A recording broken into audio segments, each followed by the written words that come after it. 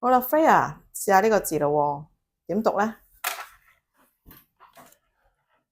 係啦，and ascend，開估啊！